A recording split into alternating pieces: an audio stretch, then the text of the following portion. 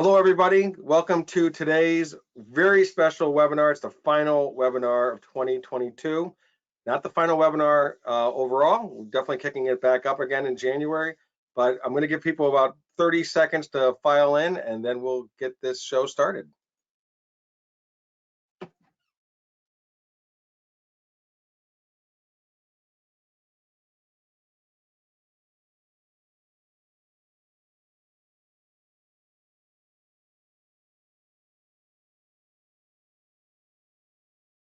All right, everyone. Well, welcome to today's very special Best Practices webinar, Finishing the Year Strong.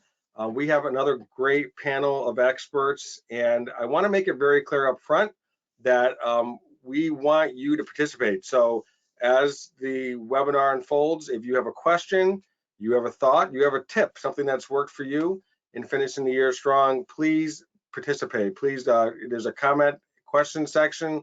We're monitoring it. Bridget, who's working the back end, always does a great job, is also monitoring things and will bring things to my attention or just speak out as well during the webinar. So we really want you to participate, what works for you. Next slide, if you could, Bridget. Would like to introduce Transfinder's president and CEO, Antonio Civitello, to give us a few words. Tony. Hey, good morning, everybody. I think I can safely say it's morning everywhere. At this point, it's 11:32 Eastern Standard Time, not daylight savings time over here. So that's all. I'm sure we're gonna have a webinar someplace in there about the difference between standard time and daylight savings time and whatever it is. But that's not about it right here. It's all about finishing strong. I love the topic. Love it, love it, love it. I'm glad you said it's not. It's just because it's our last one of the year doesn't mean we have a lot of ideas for next year, of course. But just 10 days left until Christmas. I don't know about you guys, but I go into the malls. I feel like there's nobody in the malls anymore. A lot of people are buying things online, so I think that's what's going on. Obviously, 16 days left for 2022. I can't believe it. A lot of things about 2022 that we obviously want to talk about. There's a lot of challenges. Of course, I always want to look at the successes. Worry about the challenges. See if only worry about the challenges. See if you can improve it, but always emphasize the successes because that's what builds on into 2023. But talking about finishing the year strong. We all talk about these. I was talking about with the panelists just a few minutes ago. We always talk about New Year's resolution. Well, maybe some of us, and I'm going to include myself in there, we didn't get that done. We didn't start, I'm going to get this thing started in January. Well, maybe you didn't do it. Well, guess what? Maybe you could still say, hey, I got it done in 2022 if you start today. So you could still do that. And, feels nice that maybe you didn't start in January, but you started today. I've been talking about this. Honestly, that to me is the essence of finishing strong. So, I know maybe you have my inbox, by the way, if I'm on a lot of meetings one day, by the end of the day, my inbox is so full. Majority of it is just nonsense, but you do have to go through all of them because some of them are extremely important. So yeah, I get it. So how can you file? Maybe you create some rules that if it comes from the superintendent, go to a special folder. These are tools that you could improve your inbox and your email.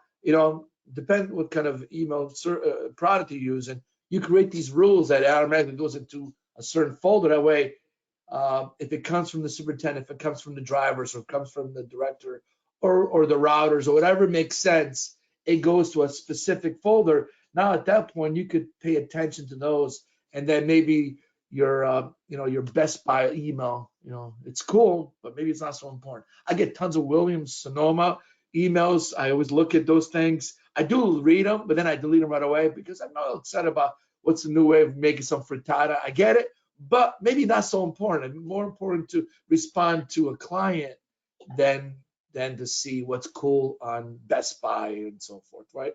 I know you know this. A lot of ideas.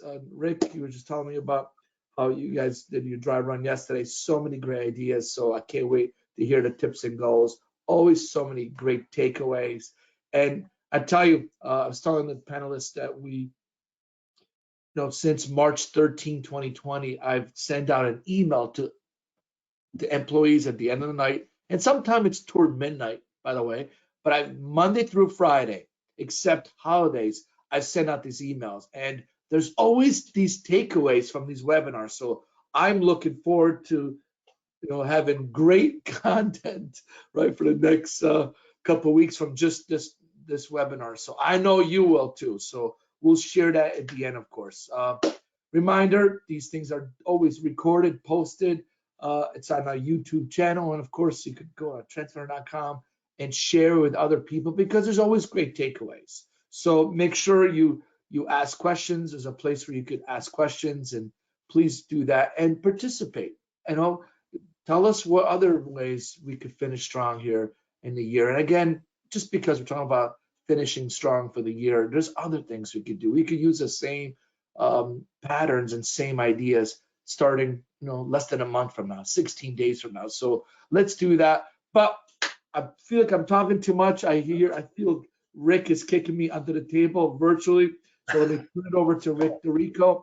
He's the Transfinder Director of Public Relations. He's going to introduce the panelists. Rick, take it from here, because I feel like there's too much we have to cover. So let's do it. Good tips though, Tony. I think even like the thing about how to move your email into a folder, those little things like that are not so little. Easy to do. Using technology wisely, even that. So I never miss an email from a superintendent. I mean, I think all my emails to you though, Tony, they all go in that the waste paper basket folder. Is that my emails to you? No, I'm just kidding. Listen, by the way, if you want to know what that is, it's under rules. If you're using Outlook, it's rules. Really simple. Very good. Very good. All right, Bridget, if you can go to the next slide, I'd like to introduce our panelists. We have just a great, and it always just excites me because I know we're going to cover a lot of great ground here. I want to introduce Micah Brassfield. She is with TransPar Group, and she is in sunny Texas, but she has been in snowy climates recently. We'll talk about that a little bit, but thank you so much for joining us, Micah. We got Jason Callahan with Amityville Central School District in Long Island, Donna Hackett, Pembroke Central School District, and Frank Klein at Suffolk Transportation Service. Thank you so much for joining us. Really appreciate you taking time. And when I show the list, actually, Bridget, you can show the list and then we'll go back to the panels. I want people to see what we're going to be talking about, some of these. I want you to know, attendees, that this list probably resonates with you.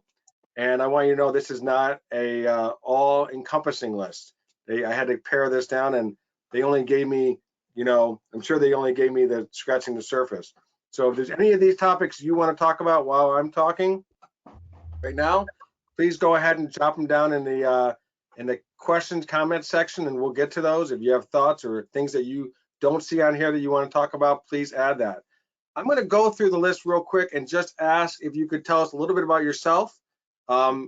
Jason, we talked a little bit yesterday, your background. So I want to make sure you talk a little bit, because I think you're new in your role, but you have an extensive background in transportation. So I'm just going to go with Jason and Frank and Micah and Donna. Tell us a little bit about yourself and a little bit about your district or your organization, just so we get a sense of put you in context. Good morning, everyone. I'm glad to be here. It's a privilege. So my current position, obviously, is transportation coordinator for the Amityville School District of Long Island in Suffolk County. Yes, it's the same Amityville from the movie Amityville Horror. So if anybody's asking, yes. Is that a drop-off site? Is that a pick? Do you avoid that house? There is a bus stop by the house. There's a couple of bus stops by the house, so it's not that far. It's actually really down the street from the high school. Okay. So it's not scary or spooky at all. So. Okay. So I've been in this position for a little over 2 years. I basically help coordinate transportation for between 4,000 and 4,500 students. We have about maybe 1/3 that are displaced, which is a lot for our district. Our district is currently expanding the population exponentially as we speak. A lot of building is being done, so it's actually transitioning from a rural type of situation to a more urban type of situation. There's a heavy traffic, and so we are trying to adjust to that. My background, I started off as a driver, as a van driver back in 1997, and then I became a big bus driver. Eventually, I left for a little while, became a trucker and a counselor for at-risk youth. Was head of the crisis team for at-risk youth for a number of years, but I always kept my CDL and drove buses part-time as well. And then I transitioned back to busing full-time in 2014, at which point I was promoted to dispatcher, then safety officer, and then I moved on to BOCES, where I was the I'm 19A certified examiner, which means the New York DMV certified me to basically follow buses, just in a nutshell, and examine drivers and make sure that everybody's on point. And I'm sure Frank can speak to more of that as well. I'm also a certified school bus trainer for the state of New York State Education Department, SBDI. I've done a number of trainings, including the advanced classes as well.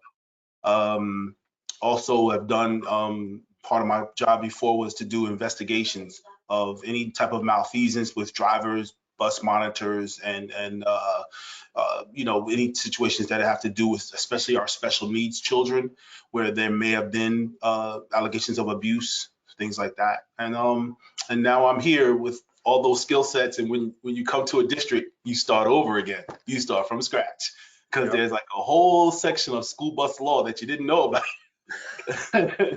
And so well, it's another challenge, but I'm glad to be an experience though, and I can only think about how all that can just be helpful in your overall perspective on things, and so that's very valuable. So I'm looking forward to your insights, Jason. Thank you so much. You're welcome. Frank, you're up. Good morning, everybody. A lot like Jason, I walked into this company, Suffolk Transportation Services, 29 years ago with a permit. Drove a van, drove a large bus, became a driver trainer, did a little dispatching, became assistant supervisor, and then came on to director. Along the way, I've gained a lot of credentials like Jason, 19A, SBDI, defensive driving course instructor, New York State master instructor, and recently I became an MVLE, which is a motor vehicle license examiner for third-party licensing. It's been a long journey, but enjoyable. We're going to get back to that point, by the way. I want to shine a spotlight on that. That's a big one. Thanks, Frank. Actually, the company now is 3,000 employees, and we service a little over 20 districts. We move about 65,000 kids a day. Great. Well, thank you so much. Yesterday during the dry run, for those of you, obviously, most of you were not on, our attendees, a lot of people were yielding to Frank, and well, Frank, go. So Frank's like one of the experts here. So we're super grateful to have you here. Speaking of experts, Micah Brassfield. I always learn something new from talking with you as well. Tell us a little bit about yourself and your role in your company. Sure. Thank you. Good morning. I'm Micah Brassfield. I'm the Director of Advisory Services for TransPar, which is a company that's been around for 27 years, helping school districts across the nation with consulting and advisory projects, doing things like bail time, route efficiency studies, walk zone analysis, RFP development, and also helping school districts manage student transportation operations. I actually was born into the transportation business. My father started as a bus driver in 1982, so he is celebrating his 40th year in transportation this year. He does not look old enough to be able to be. I'll be sure to tell him that. He'll appreciate that compliment. But grown up around the business, I actually worked directly for school districts for a while, first as a coach and teacher, but then moved to the operations side, working as a coordinator of planning and student transportation and a senior contract administrator for two districts in Texas. So overseeing our transportation, child nutrition, and custodial operations for those districts. And so currently we, again, are working with districts literally across the nation, have spent quite a bit of time in New York and Indiana lately. So getting a little bit of that colder weather from those areas, but happy to be here today and happy to be among the panelists who are certainly experts in their field. That's great. Thank you so much. Yeah, you know, we have a very New York centric web group of panelists today, but you kind of help represent the rest of the country for us. So it's a little heavy load for you to bear today, Micah, but thank you. And definitely last but not least, Donna Hackett. Tell us a little bit about yourself and your district. Hello there. I'm from Pembroke District out in Western New York, polar opposite of Frank, in that we are 1,000 students. I wear all the transportation hats, and we're rural, 89 square miles, you know, Western New York. We're just the opposite. We're tiny, but we have to maintain all the same things as everybody else does. So it definitely, this kind of thing Transfinder has certainly helped me. Our state association, NIAPT, has helped a little district like us do it. I did not come from school bus. I came from restaurants. I have degrees in management and restaurant and did a lot of that, and then had my first daughter and became a school bus driver because I didn't want to be the working mom. So school bus driving for 13 years, and now I've been supervising for 20. It is a heart thing. I'm sure none of you, well, minus Micah, knew much about school buses ahead of time. And once you come into it, you're done. You're here forever. I'm going to retire in June and come back and drive. I want my own bus of kids again, you know? So it is a full circle job. We put our hearts into it, but things like this, what Transfinder is doing today, is outstanding and helps especially me who wears so many hats and has to get things in one spot. You guys will really help us, and I thank you guys for having us today. That's great. Well, I want to kick off with you, Donna, because you said, now listen, we have a long list of things here that are important, and I want to get to those. And I'm just going to leave that up for a little while longer, and then we'll get back to the panel photo there. But Donna, you said something yesterday that I thought I wanted to just bring it to the top. Okay. You're finishing the year strong. One of the things you said was, and I don't want to put words in your mouth, so I'll just kind of tease it, and hopefully you know where I'm going, about reconnecting with those that maybe contacted the district earlier in the school year. You know what I'm talking about? Yes, I keep a phone log. The phone log deal?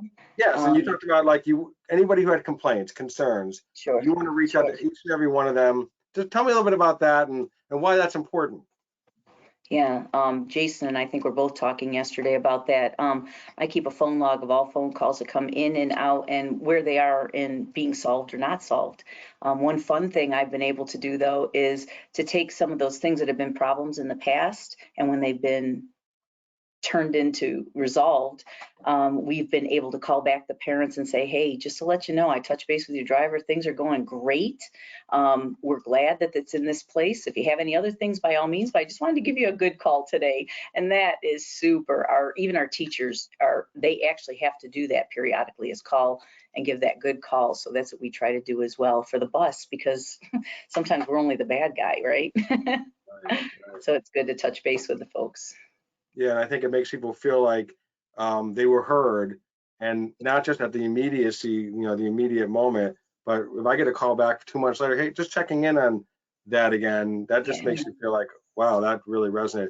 Anybody else either want to jump in on this, or we can get into the other thicker things here in your to-do list? But you did mention Jason, so I'm going to go to Jason first, and then anybody else who wants to just either tackle some of the things on this list or something that we don't have listed there. Okay, so just like Donna, I have a call log, but what I do is I email myself with the complaint. So if I get a complaint, I usually, as the person is talking, I'm usually typing in the complaint, and then what I do is I make sure that I put it in the Outlook. We use the account, so that it can remind yourself to make sure you give a call back. Sometimes it may be a couple of days, sometimes it may be a week, it may be just a courtesy call after a month, like Donna had alluded to earlier. And it just, gives you a good sense of what the folks in the district are thinking and feeling, because they talk to each other, then they go to board meetings, and you want to always put your best foot forward. So it's part of the process of, like you said, making someone feel good about, wow, they really thought about me, and at the same time, sometimes you get calls that they're not really complaining, they're venting. And like I said, we have a population that's ever expanding. So we get folks that have moved into Amityville from the city. They have city jobs, whether it be NYPD or other city jobs, and they really don't know how to navigate how to get their kids transportation or even register their kids for school. So a lot of what we do is actually walk them through some of these processes, even though some of it's not part of our position, but it is, because no one cares on the outside who does what. They just need it to get done. And I know some of us that have, we all have kids. We know what it's like when you walk in somewhere and you can't get direction and you're trying to figure it out. So I try to put myself in the parents' shoes, even though they're venting, and walk them through it. I've even had phone calls where I get a parent and I say, "Are you going to curse me out today, or are we going to have a conversation?" And they'll laugh. They'll laugh out loud. They're like, "Wow, really?" I said, "No, it's okay. I get it. You're upset. So let it out."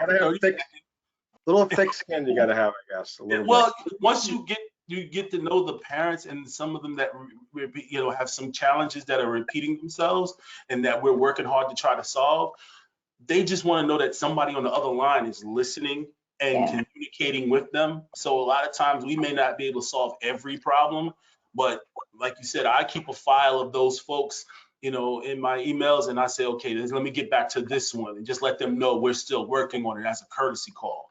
So two things I want to make sure I highlight. One is yesterday we talked, I think, Jason, you made this quote that even though it's quiet, there's no time to rest during this season. And so one of the things that I think that was interesting that we highlighted yesterday was this, like, while you may not have as much chaos in the transportation environment now once that last day of school is, that it's still an opportunity to knock off some of these other items, like connecting with parents. Micah, I want to get to you next about also working with your staff, because that was one of your high points. I think other people mentioned it too, but the idea of making sure you're recognizing and appreciating your team. But Jason, you also just did something real quick. It made me think of, you said that you send reminders to yourself, which I think is a really great using technology to its best. But you said you have to even email, remind yourself, I'm not going to be home on time tonight, so call my wife. I like that one.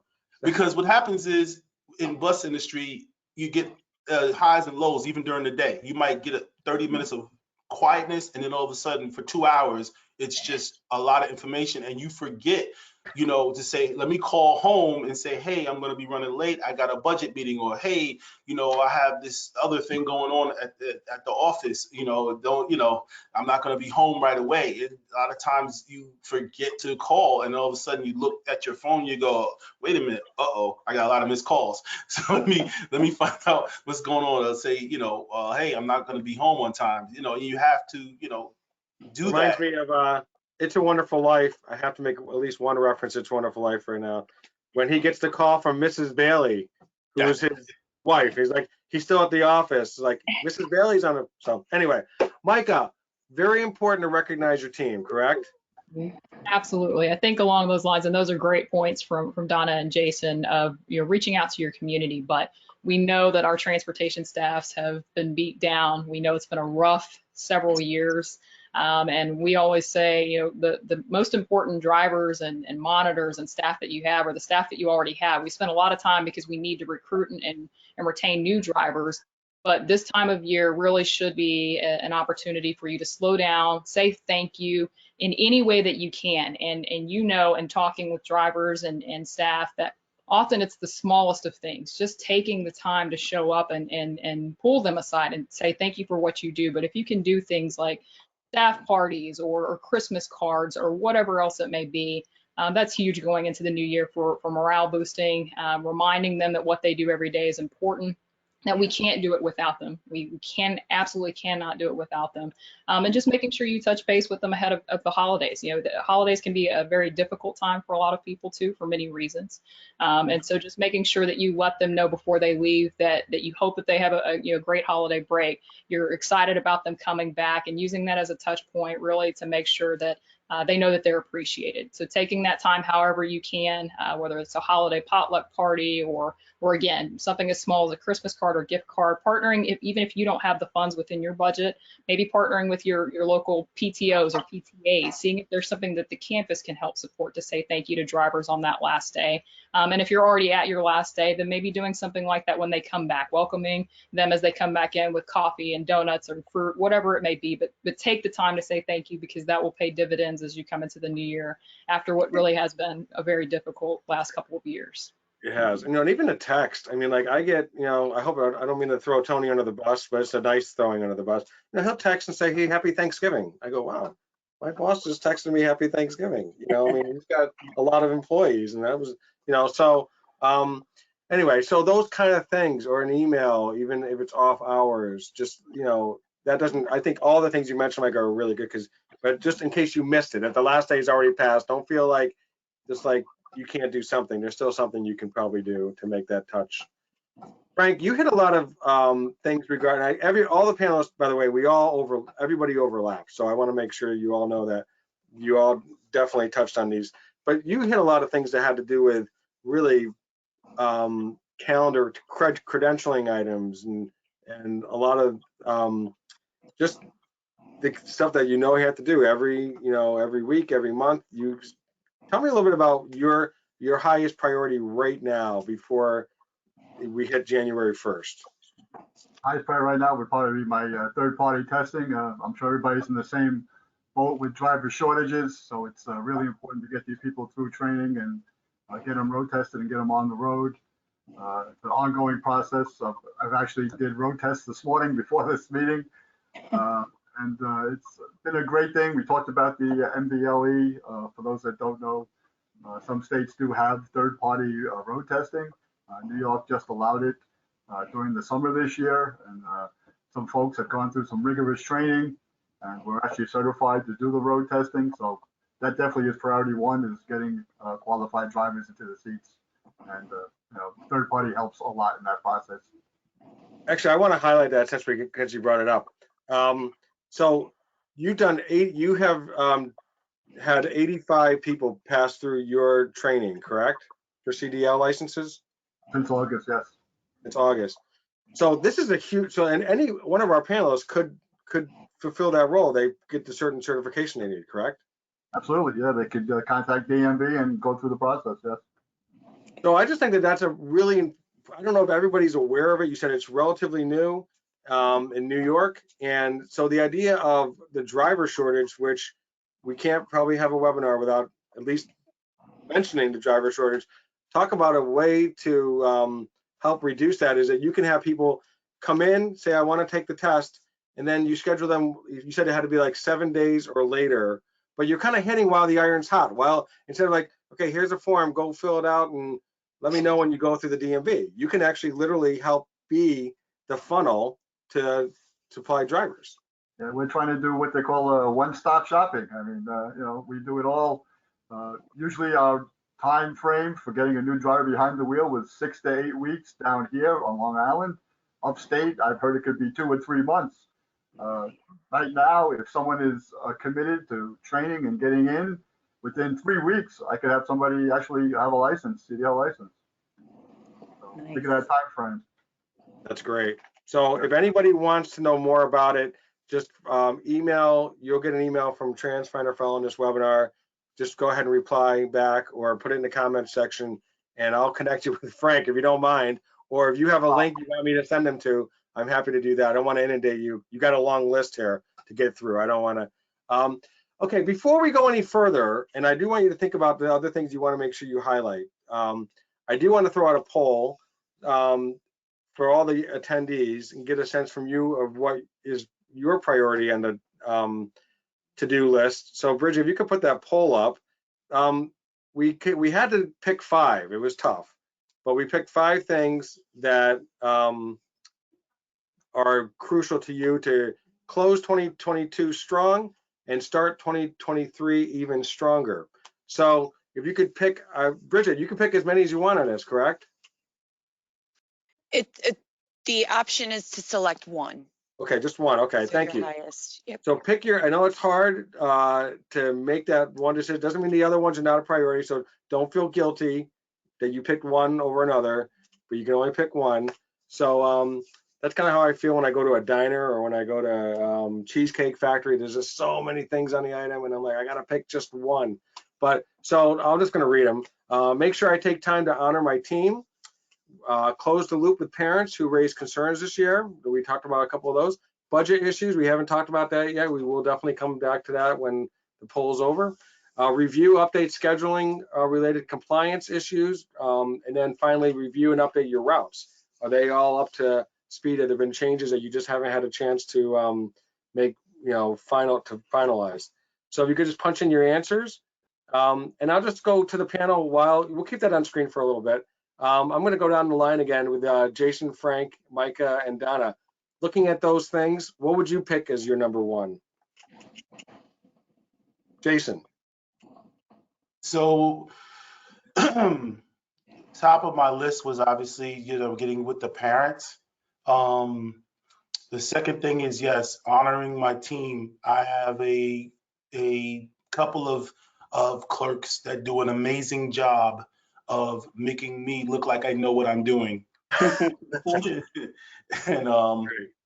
and also connecting with my contractor and those drivers. And every chance I get, if I'm get out in the road, a lot of times when they see us, they go, oh my goodness, here comes, the transportation person from the district. And I'm usually there just trying to coach people, and try to give them encouragement, because I know how hard it is and I know it's a challenge. So every chance I get, if I catch them at the McDonald's or I see them at, with the bus park, and I'll say, hey, how you doing?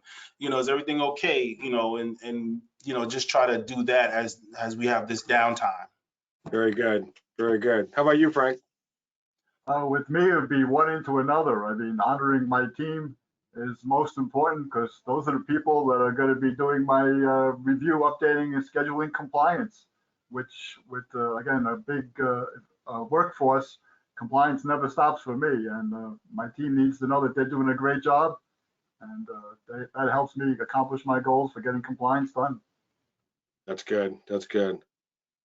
And then going to Micah.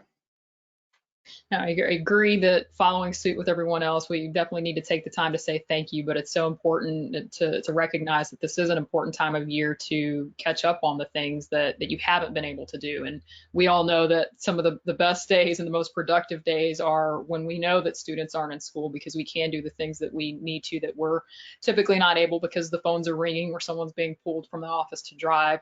And so we know that a lot of districts had to make updates to routes on the fly throughout this year. And in order to ensure a smooth start to the second semester, taking the time, if there are any major changes to your routes that you haven't really been able to memorialize in your routing system, to go ahead and do that so that parents, if they're using tools like Info Finder or whatever else it may be for route information for the new year, so that they're aware of the most accurate and up-to-date information, and making sure your staff takes the time to do that will hopefully ensure a smoother start to the second semester. Very good. Very good. And Donna?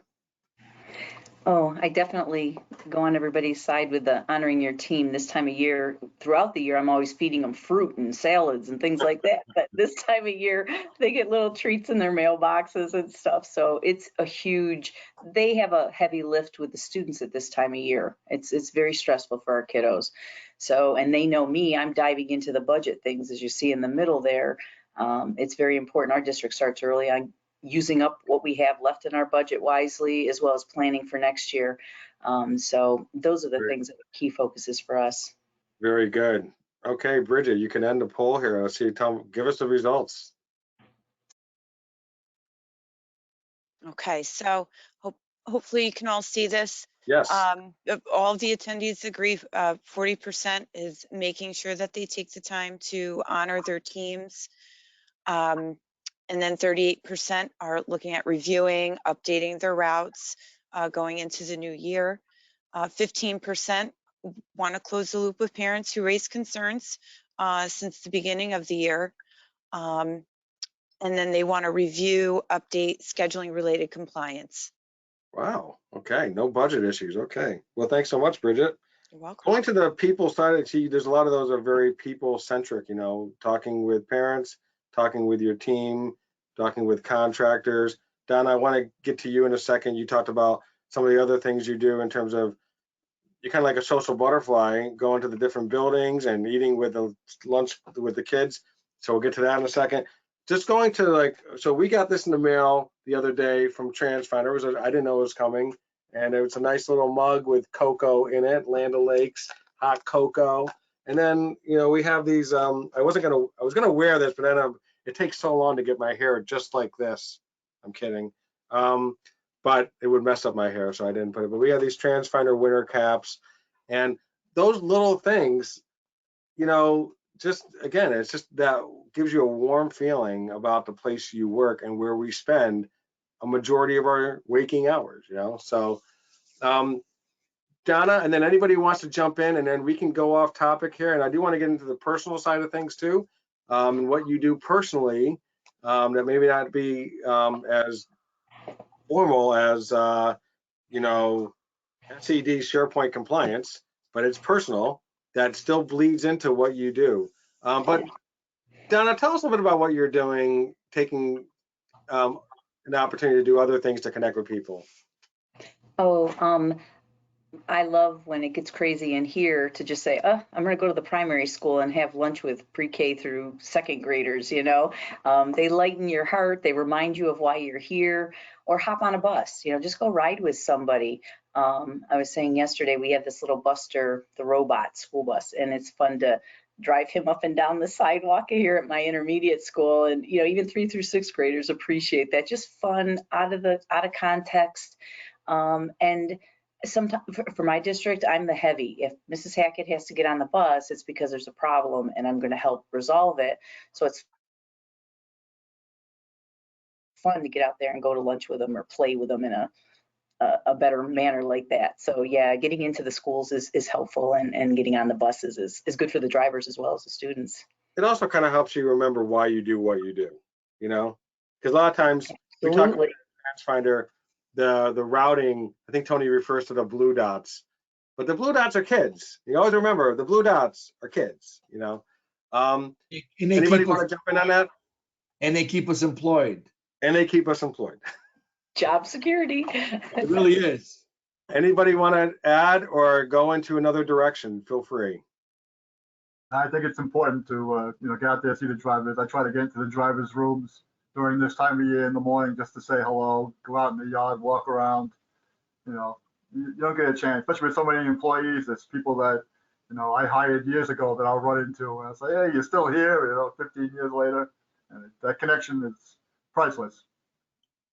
I think someone mentioned also principals, you know, talking about the building leaders as well, making sure that, you know, you're on good relations with them as well.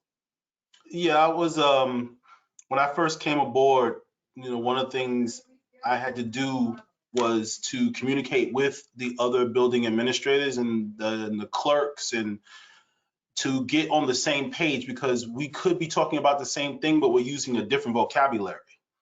So a lot of times, especially when there's a high turnover of personnel, you have to reintroduce yourself, and they're training you about how they receive information, how they process it, and we have to train them on how we receive information, how we process it, so that we're all on the same page. That takes constant communication, and that means I physically will leave my office and physically go into the building and go into the office, whether it be impromptu or set an appointment. There is, you know, with the athletic director, there's the coaches, there's a myriad of different folks that we want to have a face-to-face with, because it's important that we're all on the same page. And if there is a challenge, we can come together as a team, you know, and say, okay, how do we resolve this issue with the buses? How does this relate to transportation? Because sitting in my office like this, you know, during the pandemic was a challenge, because we really couldn't communicate overall the way we really wanted to, and emails can only do but so much, you know, and so you have to have that conversation about that. And it also too, it helps them know, you know, once they see that you understand where they're coming from and they understand where you're coming from, there's a sense of not so much, well, what are they doing over there? What is he doing over here? It's more of a, you know what, I understand the challenges that they have. Let me see if I can help them, you know, meet their goals or meet them where they're at. And they can do the same thing for us in our department. And you're just reiterating this point that I think is such a good one. Is that I know it can be kind of maybe sound corny, but we really are on the same team.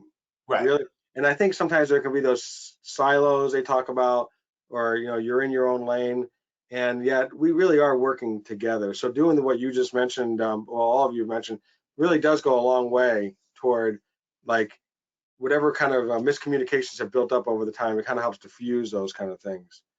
Micah, are you surprised in our interactions back and forth in preparation for today's webinar, you had budget as a pretty high priority? You know, budget, I'm going to read it if you don't mind. You wrote budget planning for transportation leaders, you know, begin outlining your budget for next year, particularly for new items you may be requesting, technology, software services, equipment. Have your research done for whether or not you will need to go before to an RFP. Or you can you need to make a business case for why the new item is needed. Number one, I want you to expand on that because I think it's definitely important. And number two, and you can answer my second question first. Are you surprised that it didn't get any votes? Not surprised. This time of year really is just trying to get through the end of the year, close everything out, do everything that you need to do to make sure that that last kid gets home safely and can celebrate the holidays with their families. And then budget planning season starts when you come back. And I think everybody knows that and recognizes that for most school districts, most entities. You've gotten through the halfway point of the year, and now really is time to start January, February, March, start talking about next year and solidifying that budget. I think that the most important thing is for our transportation directors that we work with in school districts. Oftentimes, transportation is the last to get an opportunity to add the new technology, the new equipment, the new tools that are needed, and it's not necessarily intentional. The focus of school districts is on educating students, and so a lot of the curriculum and instruction side gets that focus. But taking the time where you may have needs going into next school year, planning for them now is critical. And as you know, Rick, on the software side of things, if you're planning on implementing a tool and making a transition, whether it be a new routing system or implementing GPS, cameras, student tracking, that's going to take time. One, to give the vendors the opportunity to respond in a timely manner for you to go through that vendor selection process. And then if you're talking about installing or transitioning away from a software or implementing a new software or installing equipment on vehicles, fleet, whatever it may be, that takes time. And you don't want that to be a rushed process in the summer. So having those conversations now, getting an idea of what you can afford and budget for next year is critical. And then the timeline for implementation is important, but not shocking that no one really wants to jump into that right now because they know it's coming, and that will be the focal point when they get back in the new year. And I think you make a really good point though about doing your homework. Basically, have your argument ready, and probably your vendor. I know on our end we will help you make that argument. You know, like what are the key things that you need to do to be able, what are kind of objections may you get, which may be legitimate, and how to overcome those objections as well, especially if you really feel like you need this piece of equipment. Donna, you also mentioned budget, and you also talked about making sure you're just not on the, you talked about forward looking as well, but also like if you've got anything left in your budget, this is the time to spend it, right? You want to go into a little more detail on that? Yeah, we've been fortunate with our business department that sometimes things get budgeted, more or less in areas that you didn't anticipate. So if we have some leftover, what can we do with that? How can we best utilize it, get everything spent by the end of the year? Because we know how important that is for next year for state aid reimbursement, and preload things that possibly we don't have to spend on next year. It happens, and you just don't want that money to go back in the general fund. I mean, that's just not a wise thing to do. And yet, as we do here, we're always looking at what new options do we have out there? What should we better be improvising on or expanding on or trying? So having the conversation now with my BA is so much easier than in the heat of her intensity in the beginning of the year. So if I talk to her now and get that bug in her ear, it kind of front loads for me to usually get some good things ahead of time. So that's great. Anybody want to piggyback on the budget issue?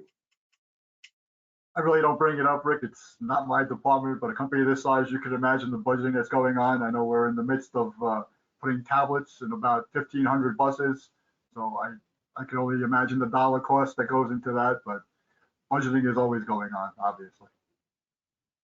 For myself, I collaborate with the assistant superintendent and the business office, and you know, we look at it and see where we can, you know, obviously spend where it's appropriate. And normally, when it's budget time with transportation, everybody's looking to cut our budget as opposed to increase our budget. And there's always the questions of why is the budget going up, and what is this CPI thing, and why is this happening? And a lot of times you're on the defensive. So yeah, you have to put together a nice presentation so that you can not only defend your budget, but you can actually request some things that are much needed in transportation. That's great. That's great. Anybody else? I think we covered that. Okay, so I'm gonna I'm gonna take a little detour here, but it's really not. Maybe one of the more important things we talk about today, and that is the personal side of things. And Donna, I'm gonna throw you under the bus. I used that expression twice already. Yeah, I used to have a toy bus in here. I don't know where it is, but anyway, at the end of our dry run yesterday, Donna said, you know, how about the personal side of things, you know, and the impacts, things that we could be doing on a personal side that may impact us professionally as well.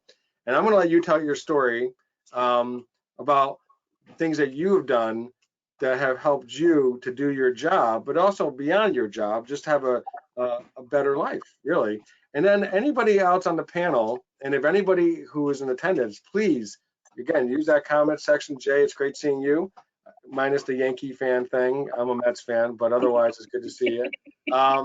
Long Island is Mets fans, right? Is that Met fan territory mostly, I thought? All right. But anyway, I want to talk about the personal side of things, that things that you do that still impact your job, but it's not as maybe direct. So Donna, I will let you kick it off. Well, I definitely, you know, took on this job with like full steam ahead, really excited and all that. There's a ton of stress in this job that I had no idea about.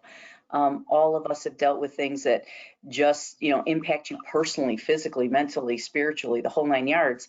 So about 10 years ago, I decided I want to do this better, and joined in with a friend of mine I call my coach, and lost 40 pounds. And when I did that, it also feels like it lightened my perspective on life. I was able to better handle my job here. We have actually encouraged other people here. Like I said, I feed my people a lot of salads and fruits and stuff at our refreshers and stuff. You know, they know I work out. As 4 o'clock hits, boom, I'm up at the high school working out. And it's made a better me, which I believe, of course, led into my staff, my students, you know, my other coworkers in the school. They know it's just the way it is, but we do it well because I think we're thinking a lot clearer and handling the stress. It's a huge stress load that I just did not anticipate. I have a lot of energy, but it exhausts me sometimes. So the definite personal cleaning up my own eating habits, getting some exercise, sweat every day. You know, if you want me to go into a dissertation, I can, because I believe in it and it helps. So anybody, I just think that cleaning up your own health is absolutely vital because we have so much on our plates. And I want everybody to do it as best they can. And you cannot do that when you're bogged down with less sleep, bad eating habits, bad, you know, socializing kind of stuff. You really need to take care of you first, guys. You are the one that drive every one of your staff, everybody that sees you, your community. And if you're good, you know, like you say with your kids, if I'm good, I can handle my family, right? Well, this is my family. This 30 years of Pembroke is my family, and NIAT. And, you know, I was a firefighter for 29 years. It is important to just be a good you, and please don't forget about you. We are caretakers and we forget about us sometimes and don't do the best for us. So I'm here to cheer you on, to take care of you. That's good. Point well made. I had a boss that used to say, he said, it sounds funny to say this, but sometimes you have to be selfish for yourself. Because he was a big runner and climber. Actually, he climbed the Adirondack. he was a 46er. It's like, you know, you need to be a little selfish for yourself too. And that's going to actually ultimately benefit your family, even though it sounds funny to be selfish. Anybody else want to jump in on the personal side of things, things you would like to do or things you have done that have had this, you know, an impact? We talked about mental health yesterday, and I guess, you know, Donna's definitely talking about that now. But, you know, as we know, these jobs we have are consuming. And I feel, you know, the family life takes us whole a lot of times. You know, there's things you can't do or like to do. And you need to, you know, try to make those reconnections with family and friends. It's important to, like I said, find time for yourself, but also to make those connections again and spend a little time, especially around the holidays. You know, mental health is a big topic these days, and it goes overlooked. But it's important, like Donna says, it lets you refocus and get on track to what's important. And you know, family and friends are definitely important. So, priority. We talk about this. I had this conversation with several people about how it seems like a lot of people are already at a 9 on their fuse level, like before they even leave their house, you know? So like one like misstep when I'm driving to work, and I have messed up sometimes when I went through a stop sign or something. I can't get charged now, can I, for saying that publicly?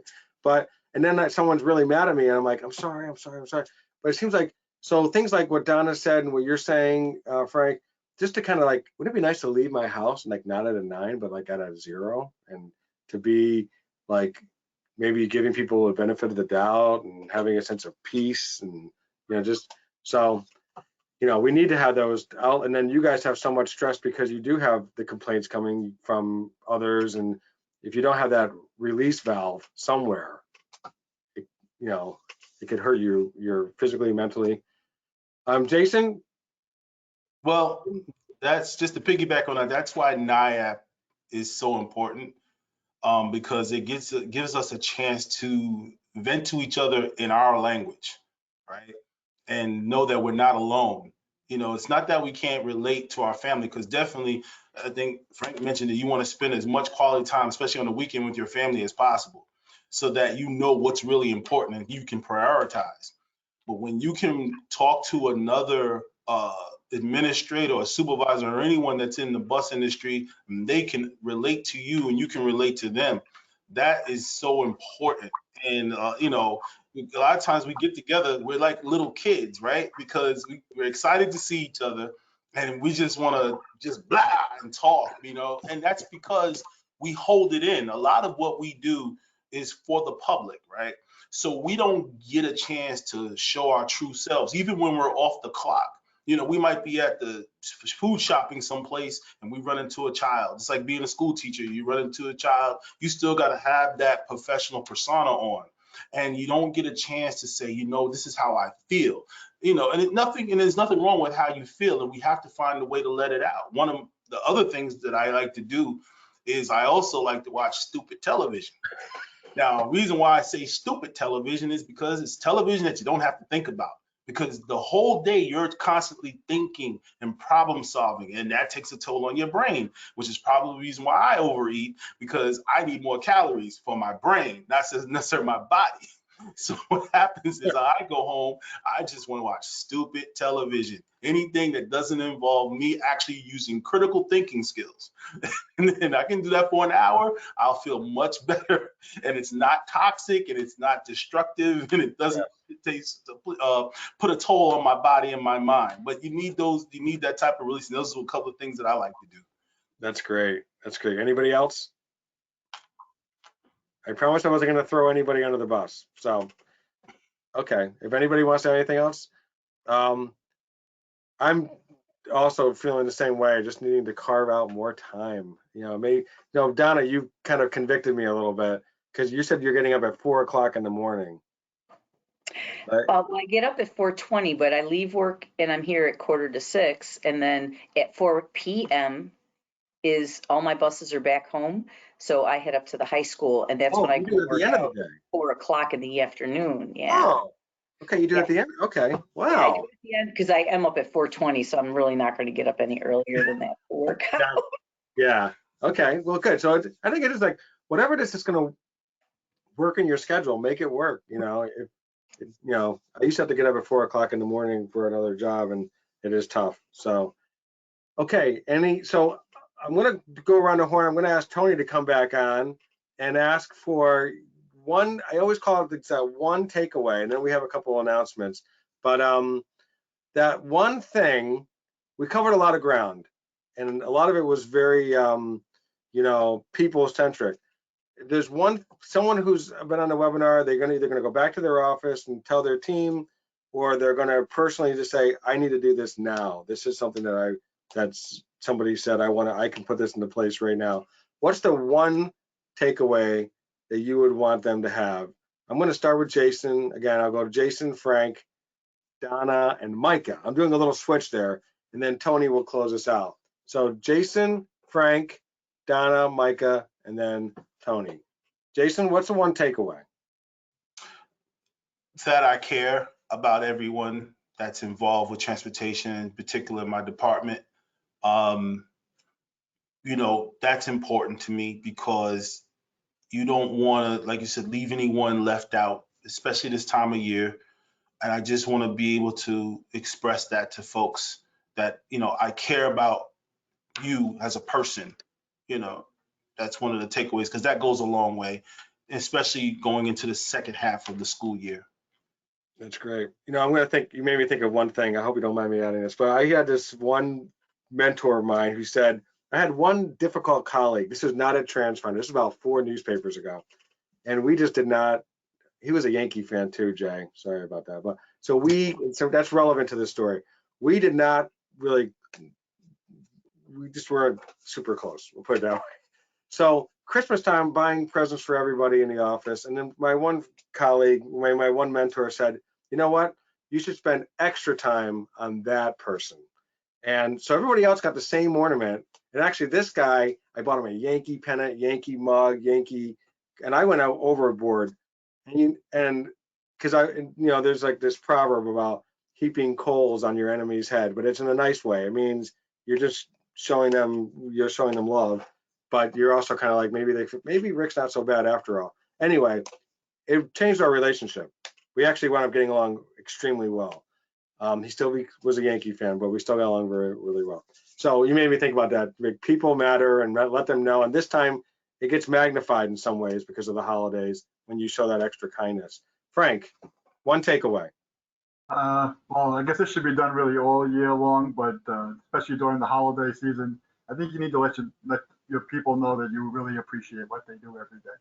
I think it's important. I mean, I know myself and a lot of people, you know, seem to think sometimes that it's just given, but people really like to hear it. And if you can do that for them and let them know personally that, hey, I really appreciate the job and effort you do every day, and it's a great thing that you do. I think that small little thing is something great to do all the time.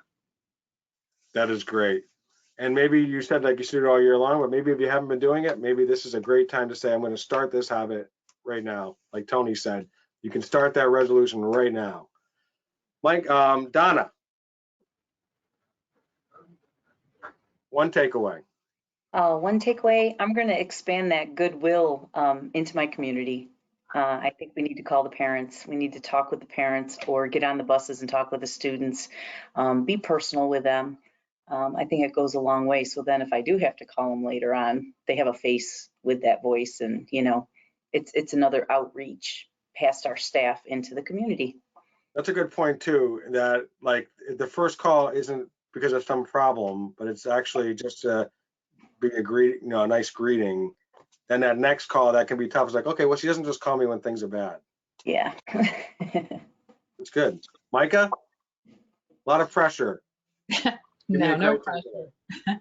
Everything comes back to time. And if we start back where Tony, you started the conversation about finding the small things to make your time more valuable, more meaningful, whether it's a simple rule in Outlook for email, to the fact that we all don't have enough time to do everything on that list.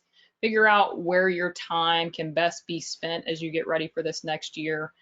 Invest in the things that mean the most to you and your staff, and plan for the things, take the time to plan for the things that you know you'll need in the new year, so that you can have a successful close to this school year and a successful start to next school year. So just knowing that we don't have enough time, but finding ways to make meaningful use of that time by planning and communicating and thinking of things that will make better use and help you leverage that time more effectively.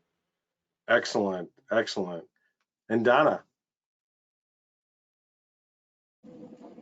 You got me already. I got you with a, oh, I did. I'm Yes, sorry. you did.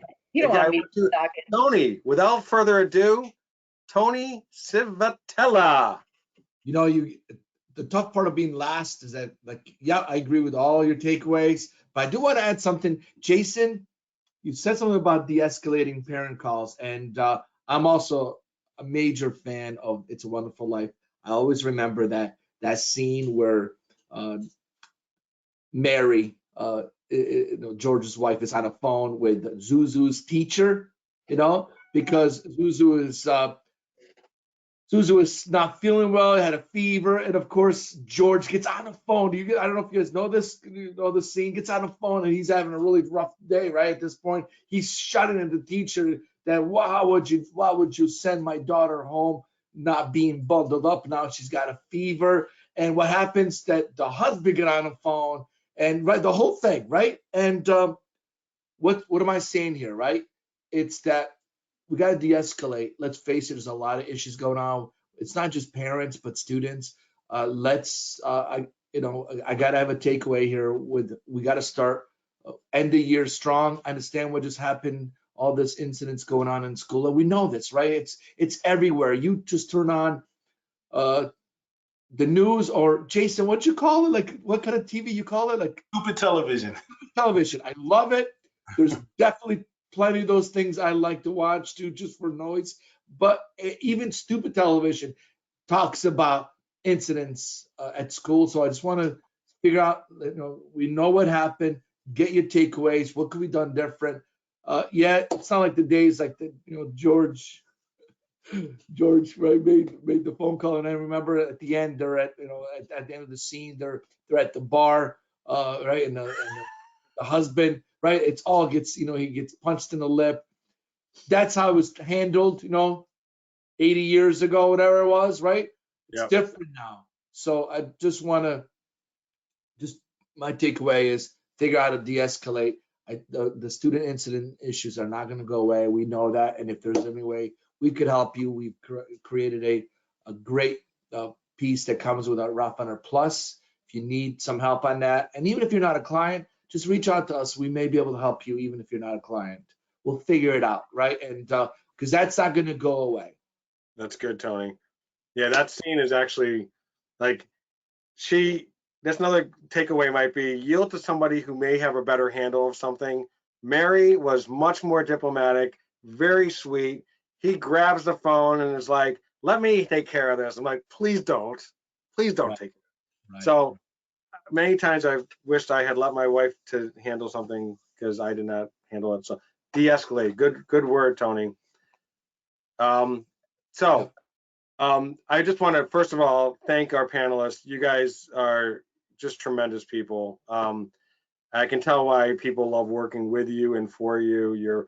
Your community is very lucky, I guess, for lack of a better word, to have you serving them. So, and we just want to thank you for your time. I want to thank all the attendees. I don't know if you knew this, but the number kept rising actually as a lot of times, people start off, but then they get busy to get other things. But actually the number, I kept watching the number a little bit. I was listening, but I kept seeing the number go up. I was like, oh, that's neat. If you have a story, this is for anybody. We are always looking for stories of what you're doing to serve your community better, to be more efficient, be safer, any tricks, anything, whether you're with Transfinder or not, whatever it is, we want to share these as best practices with the industry. That's why we do these webinars. So just email mystory@transfinder.com. Next slide, please. We do have another webinar coming up in January, really building on, I really want to say this panel did an awesome job of setting the table for this next one. How do we start the year even stronger? So what other things do we not cover, or do we need to start going deeper in? Obviously, it doesn't just stop with appreciating your employees. We did that in December. We don't do that again. You all mentioned we continue on with that. But what other things do you need to do to start the year stronger? We have a good panel. We already have a sizable number on the panel, but if you're interested, this is one of your hot button issues, please feel free to drop us a note at mystory@transfinder.com. Say you want to be a panelist, and we'll see if we can get you in this one or one in 2023. And the next webinar, next slide. Just want to wish everybody a very happy holiday. Hope you have a very happy new year. Hope you do get some downtime and some time to catch up on stupid TV. And enjoy Tony's always talking about, enjoy your family and your friends. So just again, thank you everybody, and just have a great rest of your day. Holidays. Happy New Year, everybody. Everybody. Merry Christmas. Bye. Bye.